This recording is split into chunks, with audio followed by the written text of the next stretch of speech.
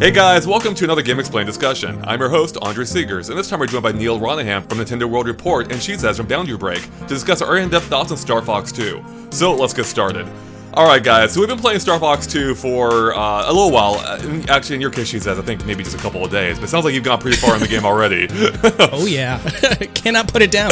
That's why I want to have both of you on. It sounds like both of you are really all about this game. You specifically, she says, wanted to be on our discussion. You asked before you even knew we were doing one. And Neal, I've been talking to you on and off about this game for a while, and it sounds like you're also pretty into it. My thing is that coming into it, I really do like Star Fox on Super Nintendo, the original one. That was my entry point to the series, so I kind of hold it in higher regard than Star Fox 64, even though it's not that I think Star Fox 64 is bad, just I like the Super Nintendo one I have more nostalgia for. Yeah. And I, not really on purpose, but did not look up that much on what Star Fox 2 was, Same. even more so once I knew that it was going to come out in the Super Nintendo Classic, because I thought it would be fun to just kind of like go into this game as if it were a brand new game that I knew nothing about. And I was very hesitant once I started playing it that I was like, I don't know about this, like the normal mode's like really easy, this is weird. But then as I played hard and expert, the game just like it's mind-blowing how ahead of its time it is, and yeah, it's a little janky, but it just does so many cool things that I think it's like, if an indie studio came out with this game today on Switch, we would all be losing our minds about it. It's kind of true, excepting maybe the frame rate, but otherwise I agree with that. Yeah, you touched on something there real quick about the difficulty level. I hit you up on Twitter as soon as I beat the game on normal, what the game calls normal, and I'm like, I don't even know what that was. I don't even know what to think about that. Yeah, because it's a tutorial in a sense. It doesn't even really go into the cool elements of the game, because it's just kind of like, I don't know, there's like a planet or two, a battle carrier, fight Andros. It's definitely fail-proof. I couldn't possibly lose even if I wanted to. Right. Even attacking Cornelia yourself won't get the job done. Well, how about you, Shesez? Like, what's been your experience so far with Star Fox 2? Like, did you know much about the game before going in, and were you surprised by what you saw? So I had a vague idea of what it was about. I've known about the leaked ROM and everything like that, but I never really played it because I always heard it was incomplete. Now, my experience with the Star Fox series is almost polarized to Neal's. I actually am not a huge fan of the original Star Fox. It was a little too difficult for me, but playing Star Fox 2, I find it to be a huge improvement over the original game.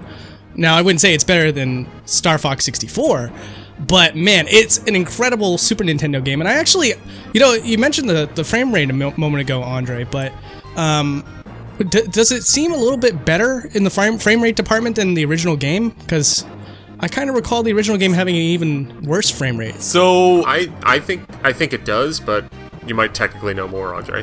Well, I don't know about technically, but I would say based on my memory, there are times that Star Fox 2 is smoother, like particularly in the opening cutscene, like that blew me away. I'm like, this is actually running at what seems to be 30 frames per second. Amazing. Yeah. But then you get into some of those boss fights, you're strafing around them, and it turns into a complete slideshow that I don't remember the original game ever getting that bad. So it's this weird, like, it bounces between being better and worse, I feel like.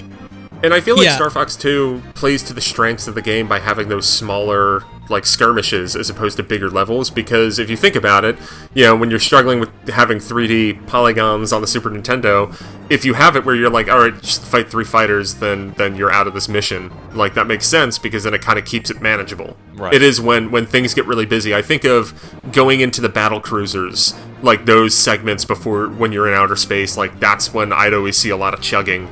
But that's also, like, I'm just trying to book it and not get hurt on my way to the battlecruiser. There were times when I'm pretty sure the game wasn't even reading my shooting input, like when I'm strafing around some of those bosses. Like, I'm pretty sure it wasn't even responding to me pressing the button to shoot. Like, it wasn't... Wow. It wasn't a big deal because those bosses are pretty mindless anyway, I found. Yeah.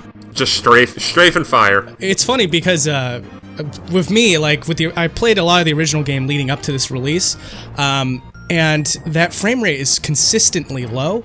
So when it comes to Star Fox 2, you're right, it does fluctuate between pretty smooth to what I consider Star Fox 1 standards. So, like, for me, the drop didn't really bother me too much, because I've adapted to it by playing the original game, I suppose. Yeah, I mean, I actually agree with that. I didn't find it to be a huge deal, which is funny because I know some reviewers did, IGN being the key one here, I think.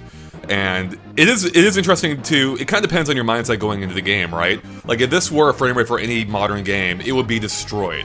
It would be wrecked. But we're operating, I mean, I did treat it as a, like, when I was reviewing it, I was comparing how much fun I had with it compared to any other game I would this day and age. But at the same time, I was still looking at it within the context of it being originally a Super Nintendo game. I don't think it's possible to not look at it in that context unless you somehow just don't know it that way. And in that sense, like, I didn't find it to be that big of a deal because, as you touched on, Shesez, I think I also was used to the original frame rate in the first game. So, I mean, I'm one of the guys who, like, loves Star Race FX, something most people consider to be unplayable. So, yeah, Star Fox 2's frame rate, like, it's something worth bringing up for sure, but I think the rest of the gameplay makes up for that fact. Yeah, it's because the ambition of it kind of makes up for the technical difficulties, right. and I can think of I'm blanking on specific examples, but there have definitely been countless games throughout the years that even when they were released, made in the modern age when they came out, like, there are games that did really cool things, but technically weren't up to snuff. You can think of, like, early open world games doing really cool things, but then there's technical issues. I mean, even like 3D Zelda games, you would run into stuff like that, although I think those were probably running a lot smoother than Star Fox ever has. Mm-hmm. But like, I mean, for me, coming out the review, and I kind of thought about this a lot, like, I gave it a 9 out of 10 over at Nintendo World Report. I didn't think I would give it that high of a score until I put the pen to paper and was just like, oh my god, like, I kind of love this game. Like, it's got technical issues, sure, but it does so many other cool things that even as a brand new game that I'm playing in 2017, divorced of the context of it being a game that was made in the mid-90s and then canceled, like, I just legitimately think it's a really neat and interesting game that, kind of slides right into this Super Nintendo history with Nintendo. It is kind of crazy just how forward-thinking that game seemed to be. Yeah. Like, it seemed to be way ahead of its time. Like, it still feels novel 20 years later. That's something I tweet. I think you even like that, Neal. But, yeah, it still feels novel. Ironically, despite the fact that the frame rate is so slow, it's probably one of the most fast-paced Star Fox games I've ever played.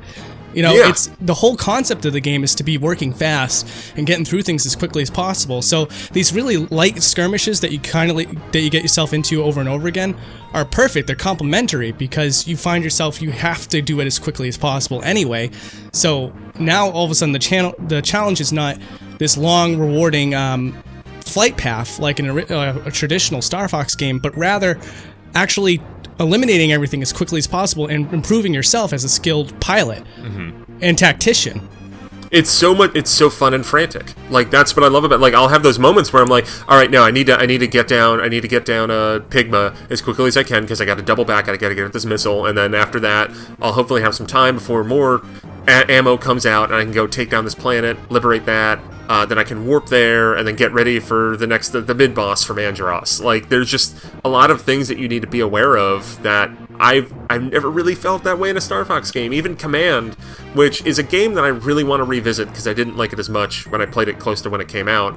But from talking to people that have more recent time with Command and have played Star Fox 2, it seems like Command stripped away some of the really cool aspects of Star Fox 2 and just made it so it was focused on kind of, I guess maybe the boring flavor of Star Fox 2 as opposed to the things that are really, really awesome. Exactly right. There's two things. Star Fox Command is more restrictive, and it also, like you said, it takes away a lot of the tactics behind the game. Star Fox 2 is a perfect balance. It had the idea that Star Fox Command eventually adopted, but made it so much better already in its early state. I personally would pick Star Fox 2 over Command any day of the week. Well, plus no touch controls, which is a bonus. That helps. It's crazy because with Command and Zero, it's like there's two Starfighter. It's playing 2 after Command and Zero. It's like playing games backwards. Because both Command and Zero were heavily influenced by Star Fox 2, even Assault to a degree. Like, I had another John Raridan from Nintendo World Report who is a huge Star Fox aficionado. He made a comment. So, well, I mean, yesterday, when the Super Nintendo Classic was basically Christmas for him, for forever, because Star Fox 2 came out. But he made a comment about how Assault has all these things where, like, you're going down to the ground and you're hitting these switches to open up a base, which is basically every planet that you go to in Star Fox 2. Like, all of these Star Fox games that came out after 2, like, seem to have taken stuff from 2 that we've never really been able to put together completely. It's crazy that Star Fox 2 has been inspiring games in the series for more than 20 years now, and there's still ideas I could take from this game. That's how far ahead of its time Star Fox 2 was. Now I want to get back to, I want to just refocus a little bit on the real-time combat, because I think for me, or rather the real-time map, because I think that for me is like what makes this game. Because if you took that out of the game, I would not like this game nearly as much as I did. I actually might think it's kind of mediocre. I don't think most of the combat is in itself that engaging. But when you add on that real-time thing, it transforms the experience. Like, that is what makes this game, because it really does give every action you have weight. Everything you do takes time, and I love that. Like, I mentioned before how I like it in other games I like that a similar concept in is Pikmin and Majora's Mask, where it feels like you're always up against the clock. And it just makes it feel so much more intense, so much more, I don't know, just like real in a sense. Like, it feels like this actually matters. So yeah, like, I think that was such an awesome idea, and it's so cool that it still holds up. Funny thing is, I actually find this to be a better use of the real-time aspect than Majora's Mask and Pikmin, in that with the normal mode, you have plenty of time to get yourself acclimated to the game. And then when you actually start to understand how the game works and what you can do to improve your time, then you can move on to hard mode, which is technically really the actual game.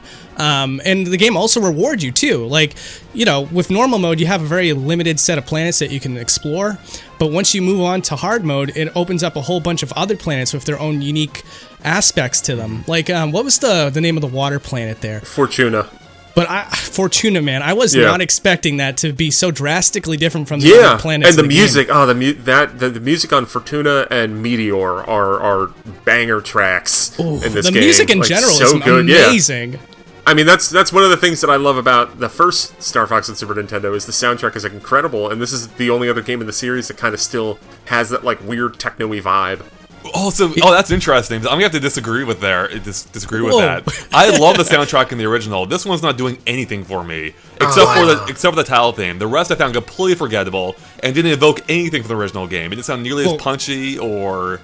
Andre, Star Wolf theme. Come on, it's the Star Wolf theme, right? The Star Wolf theme is maybe the other theme I'm okay with in that game, but even then, it still lacks the punchiness I felt of the original.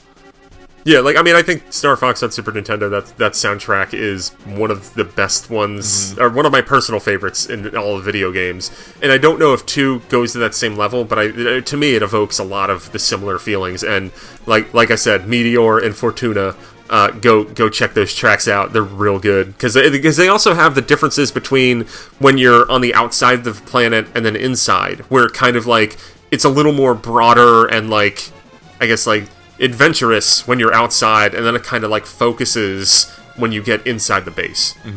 Right, but it's still similar styles, but slightly different. Yeah. Visually, you don't have a whole lot to look at, but the music itself really sets the tone of the game. Yeah. I honestly thought it was very powerful in almost every aspect of it. I downloaded the whole soundtrack essentially right after I was done playing the game. Yep. I listened to it while I'm working. Yeah, no, that's what I was at work the other day and just rocking out the Star Fox 2. Like being like, Meteor, it's so good. I do want to say real quick, getting back to Fortuna itself, like that level kind of blew my mind when I saw the target below the surface of the water. I'm like, how in the hell do I get down there? Then I turned into a walker and just dropped to the ocean into the ground floor. You have to land on the damn boat. Oh, that's the worst. I still haven't gotten that down. Like, I think on, like, the third try, I did it on the first try, and I felt like I was a golden god. Like, the first time, I just kept on being like, I think it took me, like, 10 times the first time to try to land on the boat. I tried everything. I'm like, okay, so the boat's moving in this direction. If I transform at this moment, I should just land on it.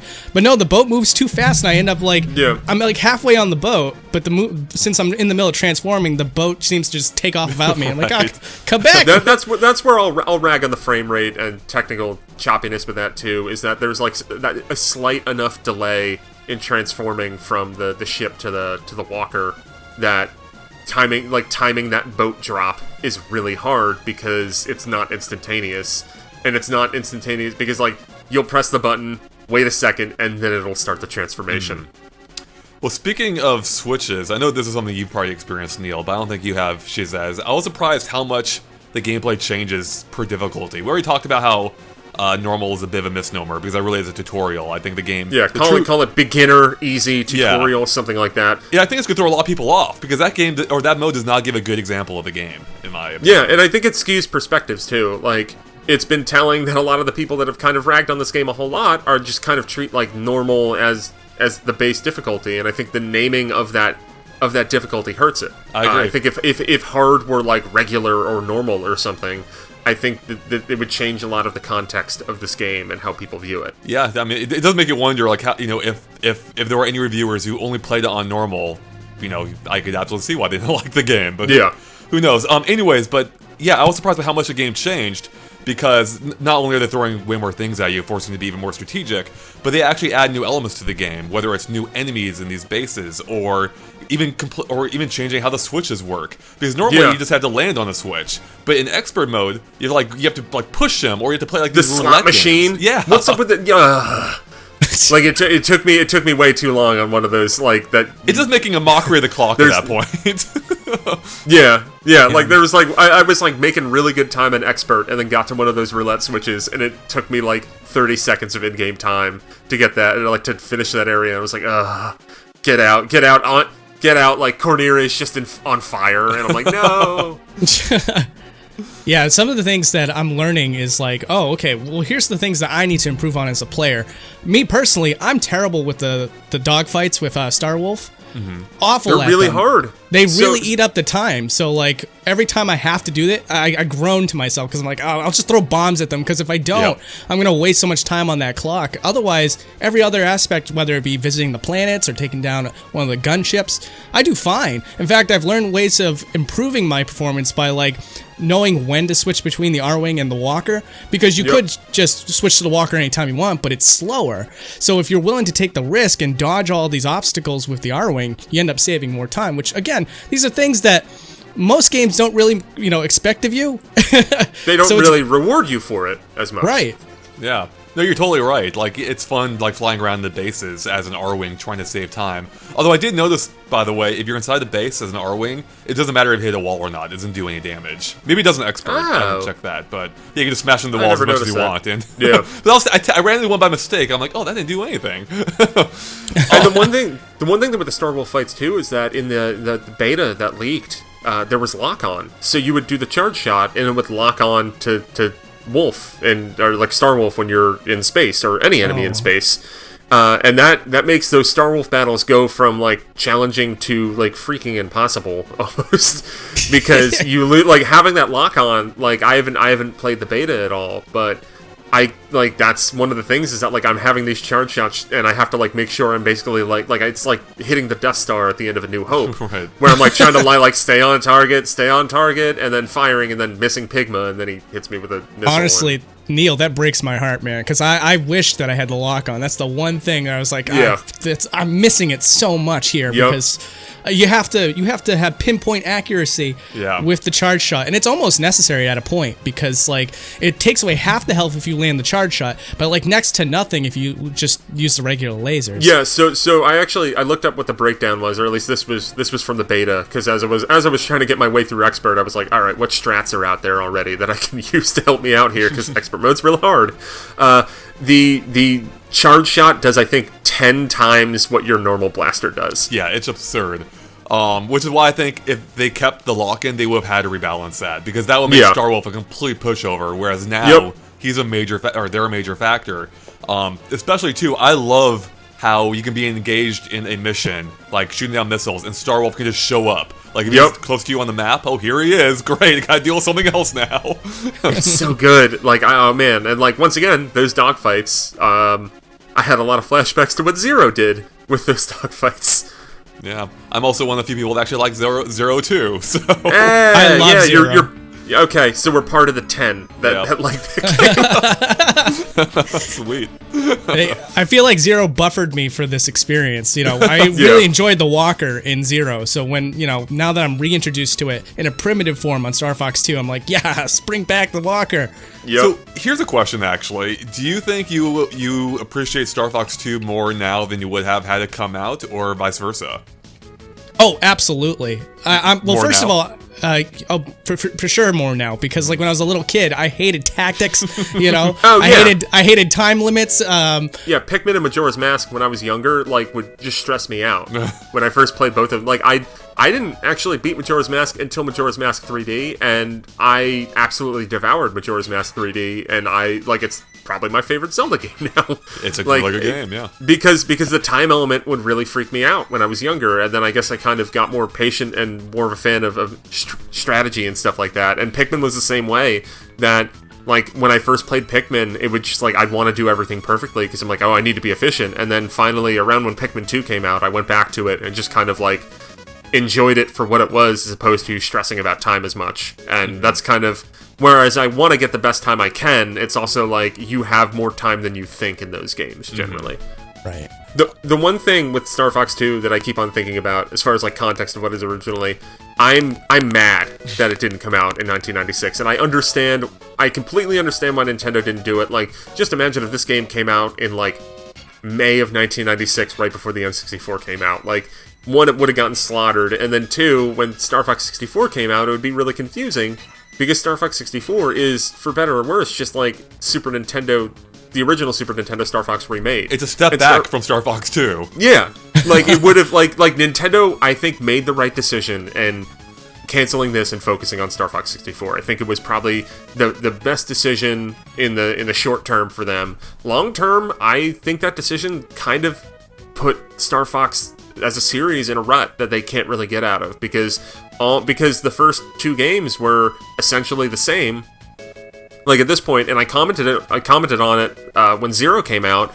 Like, how many times have they just basically remade the original Star Fox? Yeah, 3 times now. Or I guess they've remade it twice, but 3 versions of it, right? Yeah. You have Star Fox Super Nintendo 64, kinda Zero, Star Fox 64 3D. Yeah. Like, that's all it seems like that series can be. It's just riffs on Star Fox Super Nintendo and 64, whereas Star Fox 2 shows the potential for, like, here's something crazy and different and weird that still, that might not replace all of the rail shooting wonder of those other games.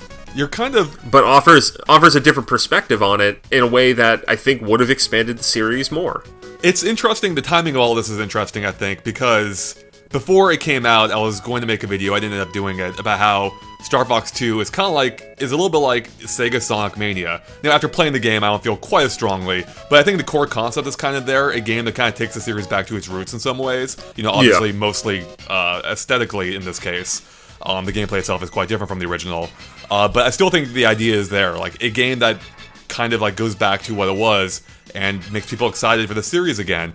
And I kind of hope, I don't think they will, but I would love it if they actually just if they brought Star Fox 2 in as like the official canon for where the series went, and start building it off from there. Build off the ideas of this game and not the games that came since. Incorporate the new characters they have here. I only know their names, but... Faye and Miyu. Thank you, there we go. The lynx and the dog. Yeah, they were perfect. Like, I would love if they use this as now that's finally out, this should be the actual Star Fox 2, and then continue on from here. Like, pretend the rest of the series didn't happen. The series went in a bunch of weird directions anyway, so I don't think anyone's getting... And they just rebooted it anyways, who cares? Like, how great well, there's people who care, but... Well, I know. Yeah. How great would it be if they just get, like, Dylan Cuthbert to come back and they just make Star Fox 3? Mm-hmm. Like, how amazing would that... I don't think it will ever happen, but that would be so cool. Yeah, it would be. That'd be epic. Although I do want characters like Bill to come back. Bill was pretty awesome. Yeah, no, they can reintroduce some later characters. I'm fine with that, but they should be new when they reappear. Oh, that's fine. Yeah. Yeah. I could deal with that. As far as sequels go for traditional Nintendo franchises, I think this is one of my favorite. If we're comparing it to Zelda 2, Super Mario Brothers 2, I think this one's probably my favorite sequel in a game series from Nintendo. But that's the thing, too, is to call back to what you said a moment ago about kind of just working off of this title and making this official canon.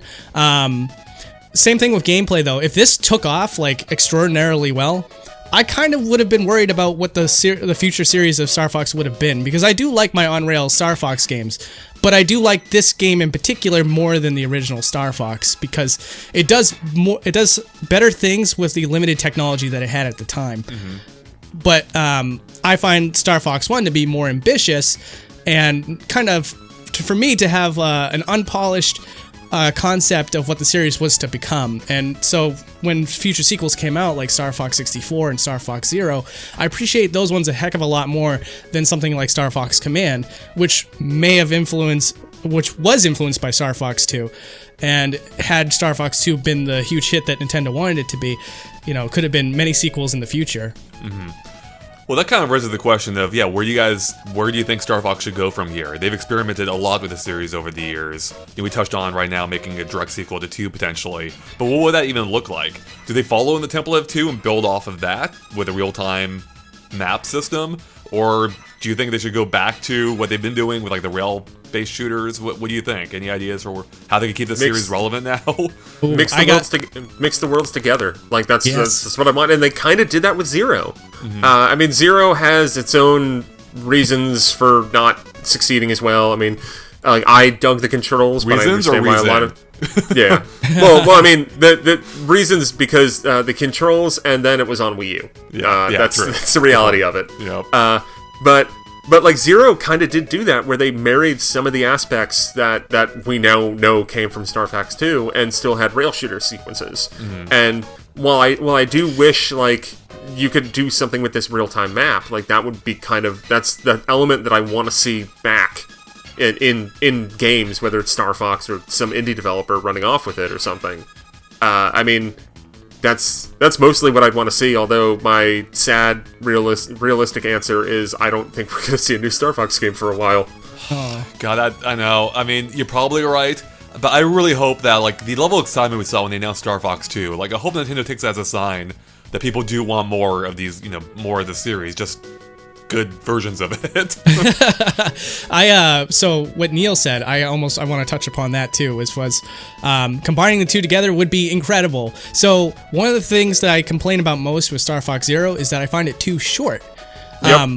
But what if after you beat Star Fox Zero, you unlock a essential real-time strategy mode like Star Fox 2? You just use the planets and you reuse some of the assets in the areas and just make a new mode. With with what Star Fox Zero already has.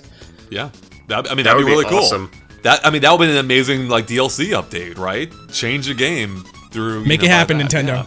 The game was already mostly all range mode anyway, so that'd be a very easy fit. I mean, Zero even has levels where you're shooting down missiles. You're right.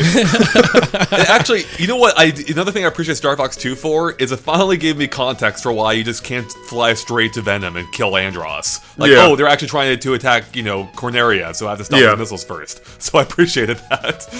No, I agree with you guys. Like, I would love if they build off like this, the concept of this.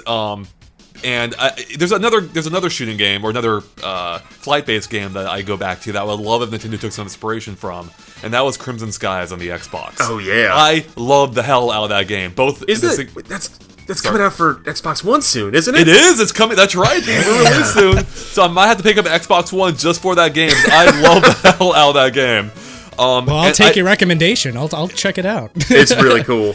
It's been a good 10 years since I've played that game, but it's real cool. Yeah, and both the campaign and the online multiplayer were a lot of fun, and obviously online multiplayer is something I would love for Star Fox to bring back as well.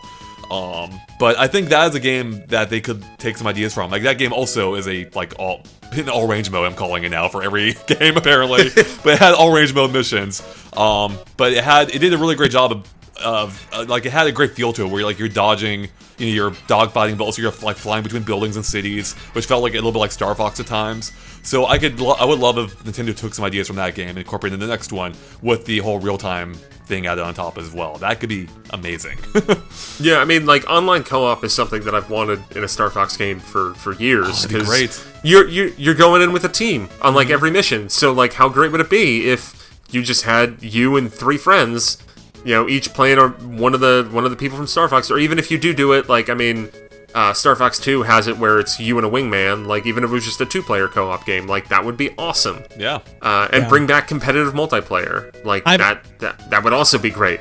I've always noticed that as a glaring omission in the series, because there's always there's 4 members of the Star Fox team. There's 4 controller ports on my Nintendo 64.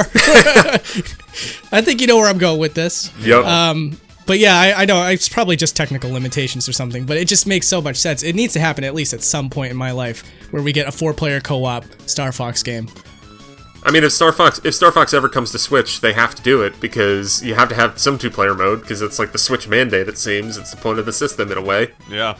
I think that was a major missed opportunity for Star Fox Zero, was not having any kind of multiplayer besides the lame co-op mode. Well, lame compared to what we want. They should have had. They had three-legged race mode. What I like basically. If they had an actual online multiplayer mode, that game could have had a very different life and reception on the Wii U, but fortunately did not. So. Yep. Yeah. Well, guys, before we wrap it up here, do you have any final thoughts you want to get out about Star Fox 2? I think it's my favorite Star Fox game. Dang. Whoa! Wow. I think it's an absolutely amazing title that should have came out when it did. It's a fully realized game, and if you're a Star Fox fan, or if you just like tactics in general, this is definitely a game for you. I highly recommend it. I thought that I was just going to appreciate an old relic, and instead I'm actually enjoying a genuinely good game. Yep, that's you said what I would probably say if I didn't come out with the dumb, I think it's my favorite game, throwing down the gauntlet. I pretty much agree. Yeah, I agree with everything you just said there, she says as well. But I do wonder if there's almost something that makes it more special by it not having come out when it was supposed to. Like, now it has this very special place in gaming history, and it's finally being appreciated for what it is, perhaps more so than it would have been at the time. Maybe perhaps by not as many people, but I do wonder if it not coming out for 20 years is actually helping its reception. Oh yeah, I think it definitely helped its exposure, if anything. Yeah, that's true. A lot of people did not know about it originally. But it could have totally gotten lost among all the 32 and 64-bit systems back in the day. But I will say that it definitely deserves the exposure that it's getting right now. It's a great game. Yeah. Yeah, I just want to stress, how, we kind of touched on this in parts. It is so freaking cool, though, being able to play a Super Nintendo game that never came out before. But that was finished, but never came out. It's amazing. It really is amazing. like I said before, it is kind of like Nintendo Sonic Mania, just in their own accidental way. They didn't mean for this to happen this way, but here it is, and it is super cool. So I love that we're finally able to experience it. And it's such an un-Nintendo move. I never expected this game to ever come out. So it is really cool that Nintendo actually went that extra step. Because they could have sold the Super NES Classic just fine without Star Fox 2 on there, so it's awesome, that's a bonus. They didn't need 20 plus 1, they just needed 20. It still would have worked. Yeah, absolutely. Totally agree with you. Alright, so, Neal, do you want to tell people where they can find you at? You can find me at NintendoWorldReport.com or our YouTube channel, Nintendo World Report TV. We also have a Patreon, www.patreon.com/NWR. Alright, how about you, Shesez? You can find me by just typing in that YouTube search engine, Boundary Break. I got a show that's dedicated to taking games where you're not allowed to typically see them. So if you're interested in something like that, give me a watch. Definitely do so. There's links to both of those in the description below. And of course, make sure to stay tuned to GameXplain for lots more on Star Fox 2, maybe. I don't know. We might be done covering it, but who knows. And everything else to do as well. Catch you later. Bye.